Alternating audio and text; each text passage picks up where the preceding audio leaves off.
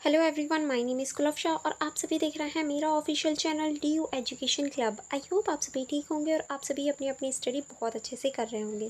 देखिए, आज की जो मेरी वीडियो है ये BA programme first semester and 6 semester की होने वाली है। ये आपकी हिंदी होने वाली है जिसका नाम है हिंदी सिनेमा और उसका अध्ययन।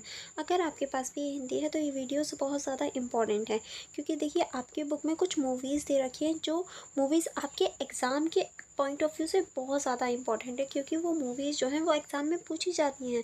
उन मूवीज़ के बारे में पता होना चाहिए आपको। तो आपकी जो फर्स्ट मूवी है आलम आरा, उसके बारे में मैं ऑलरेडी डिस्कस कर चुकी हूँ। सेकंड मूवी है आपकी PK, जो मोस्टली एग्ज़ाम में पूछी जाती है। तो आज हम PK के ऊपर डिस्कस करने वाले हैं कि किस तरह से वो क्वेश्चन बनता है और किस तरह से पूछा जाता है। एंड देखिए, ये जो आपकी बुक है, इस बुक को जितने भी इंपॉर्टेंट क्वेश्चन विद आंसर हैं फुल बुक के, एंड इसका जो सिलेबस होगा वो भी ऑलरेडी वीडियो प्रोवाइड हैं, आप उन्हें देख सकते हैं। लिंक आपको पूरी प्लेलिस्ट का डिस्क्रिप्शन बॉक्स में मिल जाएगा, आप वहां से पूरी ही प्लेलिस्ट को चेक कर सकते हैं एंड अपने एग्ज़ाम से पहले पहले जितने भी इंपॉर्टेंट क्वेश्चन विद आंसर हैं उन्हें कवर कर सकते हैं। अगर आपने वो क्वेश्चन विद आंसर की सारी सीरीज़ देख ली या जो मर्ज वीडियो है अगर आपने वही देख ली तो आप अपने एग्ज़ाम में अच्छे नंबर गेन कर पाएंगे। चलिए फिर बिना देरी करें हम लोग आज की वीडियो स्टार्टिंग करते हैं, यानी PK जो मूवी है उसके बारे में डिस्कस करते हैं, ठीक है। अगर आपने अभी तक मेरे यूट्यूब चैनल को सब्सक्राइब नहीं किया है तो आप जल्दी से कर लीजिए एंड बेल आइकन को प्रेस कर लीजिए। एंड अगर आप इनकी सेल्फ स्टडी करना चाहते हैं तो नोट्स कहाँ मिलेंगे ये मैं वीडियो के लास्ट में बता दूँगी, तो वीडियो को लास्ट तक ज़रूर देखना, ओके।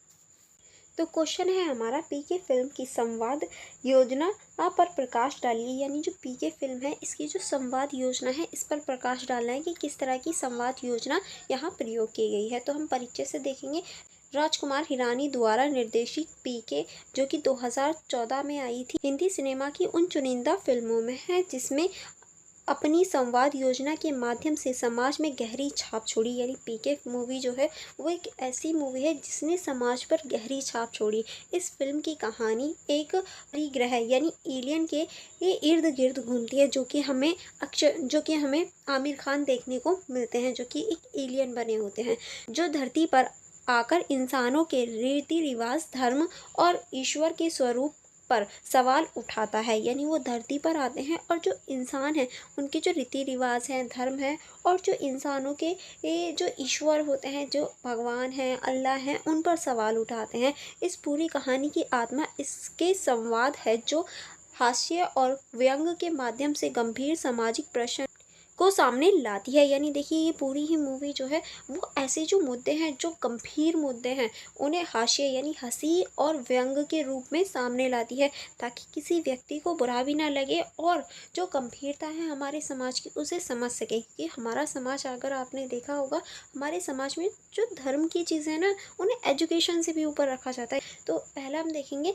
संवादों की भाषा और शैली। किस तरह से संवादों की जो इसमें भाषा और शैली है, इसमें आप लिखेंगे फिल्म के संवाद सरल, सहज और सीधे हैं। PK का चरित्र जब हिंदी सीखता है तो उसकी भाषा में मासूमियत और बाल सुलभ प्रश्न दिखाई देते हैं। यानी देखिए, जो इसकी भाषा है फिल्म की, वो संवाद जो है वो सरल और सहज है। और जब आमिर खान जो है, PK जो है, जब वो हिंदी भाषा सीखते हैं यानी ट्रांसलेट करते हैं अपने अंदर एक लेडी से, तो उस टाइम पे उनकी जो भाषा है उसमें मासूमियत और बाल सुलभ और ऐसे बच्चों वाले प्रश्न होते हैं।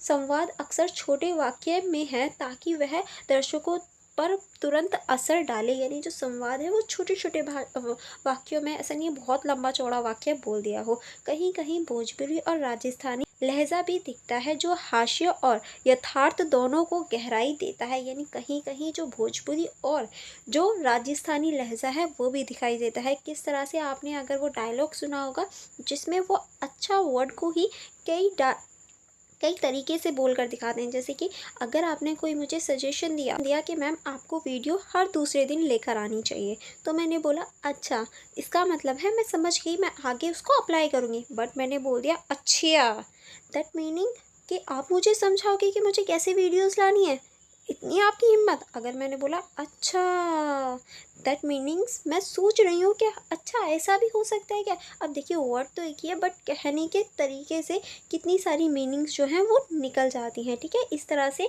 ये हास्य वाली चीज़ें हो जाती हैं। अगर हम व्यंग और हास्य का उपयोग, किस तरह से इसमें व्यंग और जो हास्य है उसका प्रयोग किया गया है। तो इसमें आप लिखेंगे संवाद योजना में हास्य और व्यंग को गहरे सामाजिक मुद्दों से जोड़ा गया है। जब पीके लोगों से पूछता है ईश्वर एक है या कोई है, तो यह प्रश्न धार्मिक कट्टरता पर व्यंग है, क्योंकि देखिए ईश्वर जो है हर कोई अपना अपना ईश्वर लेकर बैठे हैं, हर कोई अपने अपने ईश्वर में विश्वास रखते हैं, तो वो यही प्रश्न करते हैं कि ईश्वर एक ही है या फिर कोई और है। तो इस तरह से ये धार्मिक जो कट्टरता है उस पर व्यंग करते हैं।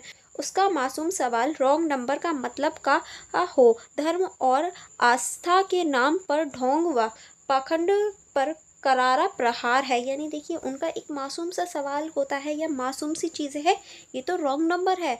यानी अगर कोई ये जो धर्म और आस्था के नाम पर पाखंड कर रहा होता है तो वो उसको रॉन्ग नंबर बोलते हैं कि ये तो रॉन्ग नंबर है, इनका कनेक्शन तो भगवान से है ही नहीं। तो ये किस तरह से भगवान की बातें हमें बता रहे हैं, ठीक है। इस तरह संवाद मनोरंजन के साथ साथ सोचने पर मजबूर भी कर देता है कि हाँ, रियलिटी में भी तो ऐसा ही होता है, क्योंकि ऐसी चीज़ें देखते हैं हम समाज में।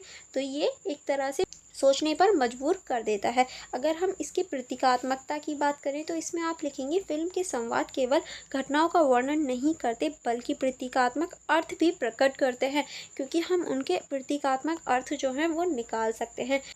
रॉन्ग नंबर का प्रतीक झूठे धार्मिक गुरुओं और गलत आस्थाओं की ओर इशारा करता है। यानी रॉन्ग नंबर जो है वो उस फिल्म को, अब देखिए अगर कोई हमें ये कहे कि ये रॉन्ग नंबर है, दैट मीन्स हम क्या समझेंगे कि हाँ कोई मोबाइल नंबर होगा जो रॉन्ग लग गया होगा।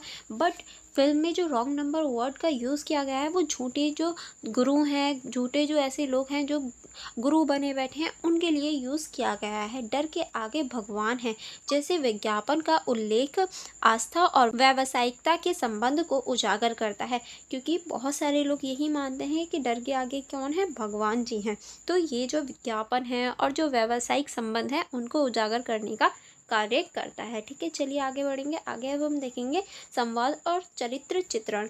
किस तरह से संवाद और चरित्र चित्रण है, इसमें आप लिखेंगे संवाद योजना ने फिल्म के हर चरित्र को अलग पहचान दी है, क्योंकि आपको अगर अभी मैं पढ़ा भी रही हूँ तो फिल्म अगर आपने देखी होगी तो वो आपके माइंड में रिकॉल होने लगी होगी, आपके माइंड में चल रही होगी।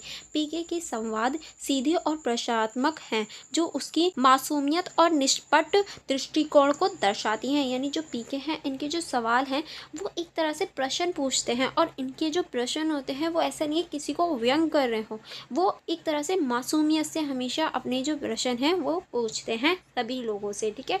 जग्गू जो कि इस फिल्म की हीरोइन भी होती हैं कि संवाद तार्किक और भावनात्मक दोनों हैं। यानी जब जग्गू सवाल पूछती हैं तो वो तार्किक भी होते हैं और भावनात्मक भी होते हैं, दोनों तरीके के हम इनके सवाल देख सकते हैं। सरफराज के संवाद प्रेम और विश्वास पर आधारित हैं, और जो सरफराज होते हैं जो कि जग्गू से उनकी शादी होती है आगे चल के, तो उनके जो संवाद होता है वो प्रेम के साथ और विश्वास के साथ होता है। यानी वो प्रेम और विश्वास को दिखाते हैं। तपस्वी महाराज के संवाद पाखंड भ्रम और सत्ता की लालसा को उजागर करते हैं, और जो तपस्वी जी बने हुए हैं उसमें वो उनका जो संवाद है वो पाखंड को, भ्रम को, सत्ता की लालच जो है उसको दिखाने का कार्य करते हैं, ठीक है।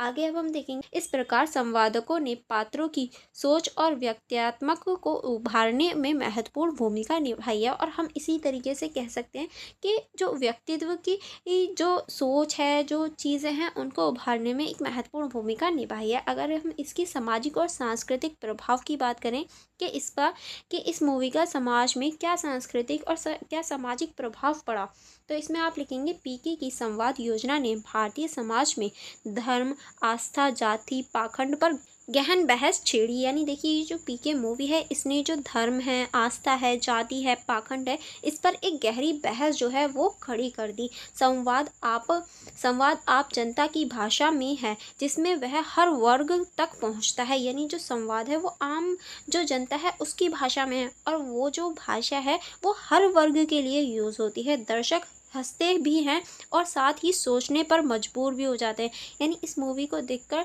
जो दर्शक हैं वो हंसते भी हैं और साथ भी सोचने पर भी मजबूर कर देते हैं। आपने वो सीन देखा होगा कि जो पीके हैं वो एक मंदिर के बाहर बैठते हैं गणेश जी की मूर्ति लेकर गणेश जी से वो बोलते हैं, उस मूरत से बोलते हैं कि भगवान मुझे बहुत ज़्यादा भूख लगी है, कुछ खाए हुए खातिर दे दो। अब वो जब जैसे ही ये सेंटेंस बोलते हैं तो वो भिखारी वाली लाइन में बैठे होते हैं, तो उन्हें एक लेडी आकर एक समोसा उनके हाथ में रखती है और चली जाती है। एंड देन वो उस चीज़ को देखिए, उस चीज़ को कैसे प्रकट करते हैं कि भगवान तो भैया चमत्कार है, भगवान ने बस मांगा और दे दिया। यानी यहाँ के लोगों का तो एक तरह से मैजिकल पावर की तरह भगवान काम करते हैं। अगेन वो उसी चीज़ को रिपीट करते हैं कि भगवान जी घर जाना है, बहुत ज़्यादा थक गए हैं, अब घर जाना है, रिमोट वह दिलवा दो, यानी उनका जो रिमोट है वो दिलवा दो। बट वो उस चीज़ को 2-3 बार रिपीट करते हैं और कोई भी रिमोट उनके हाथ में नहीं आता। तो वो वापस शॉप पे जाते हैं और शॉप वाले भैया से बोल के भैया इसकी बैटरी जो है वो लो हो गई है, पहले तो वर्क कर रहा था बट अब ये वर्क नहीं कर रहा, लगता है कनेक्शन टूट गया है। अब वो इंसान सोचता है कि भगवान की बैटरी लो हो गई, कैसे लो हो सकती है, क्योंकि पीके जो हैं उन्होंने अपनी जो सोच है, अपनी जो चीज़ें हैं उन्हें बहुत बाखूबी रूप से दिखाया। अब देखिए ये सोचने वाली बात है क्योंकि ऐसा एक्चुअल में होता है, बट उन्होंने इस चीज़ को एक तरह से मनोरंजन के रूप में, क्योंकि जैसे ही ये सीन कोई देखता है तो हंसी आ जाती है कि हाँ भैया देखो कैसे बेवकूफ़ों की तरह बात कर रहे हैं। ठीक है, चलिए अब हम देखेंगे इस क्वेश्चन का निष्कर्ष। निष्कर्ष में आप लिखेंगे पीके की संवाद योजना इसे सामान्य फिल्म से अलग बनाती, यानी पीके की जो संवाद योजना है इसे और फिल्मों से अलग बनाती है। इसमें हास्य, व्यंग और सरलता के माध्यम से गहरे दार्शनिक और सामाजिक प्रश्न उठाए गए हैं, क्योंकि हास्य भी है, हंसी भी है, व्यंग भी है और जो कठोरता है वो भी है, और एक सरलता से जो प्रश्न है वो भी उठाए गए हैं समाज के लिए। संवाद न केवल कहानी को आगे बढ़ाता है बल्कि दर्शकों के मन में विचारों का तूफान पैदा भी करता है। ठीक है, इसीलिए कहा जा सकता है कि पीके की सफलता का सबसे बड़ा आधार उसकी संवाद योजना है, जिसके धार्मिक अंधविश्वास, आस्था और मानवता पर खुली बहस को जन्म दिया। यानी ये जो इस फिल्म का जो संवाद है वो एक तरह से जो धार्मिक अंधविश्वास है, आस्था है और मानवता है, इन पर खुली बहस का एक तरह से मुद्दा उठा देता है। आई होप आपको ये प्रश्न समझ में आ गया होगा कि ये प्रश्न आता है तो आपको कैसे नोट डाउन करना है, किस तरह से आपको प्रेजेंट करना है अपनी शीट पर। ठीक है, एक और मूवी है जो बहुत ज़्यादा इंपॉर्टेंट है, वो हम नेक्स्ट वीडियो में कवर करेंगे। And for more videos, for more connectivity आप मेरे यूट्यूब चैनल को सब्सक्राइब कर लीजिए एंड बेल आइकन को प्रेस कर लीजिए ताकि जो मेरी अपकमिंग वीडियोस आएँ आप उन्हें देख पाएँ।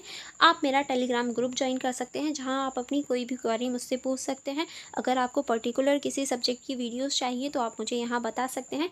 एंड आप मेरा टेलीग्राम चैनल ज्वाइन कर सकते हैं, आपको ये सारे नोट्स प्रोवाइड करवा दिए जाएंगे, तो आप मेरा टेलीग्राम ग्रुप ज्वाइन कर लीजिएगा। लिंक आपको डिस्क्रिप्शन बॉक्स में मिल जाएगा। आप मेरी इंस्टाग्राम ID चेकआउट कर सकते हैं, आपको सारी इन्फॉर्मेशन मिल जाएगी मेरी अपकमिंग वीडियोस से रिलेटेड।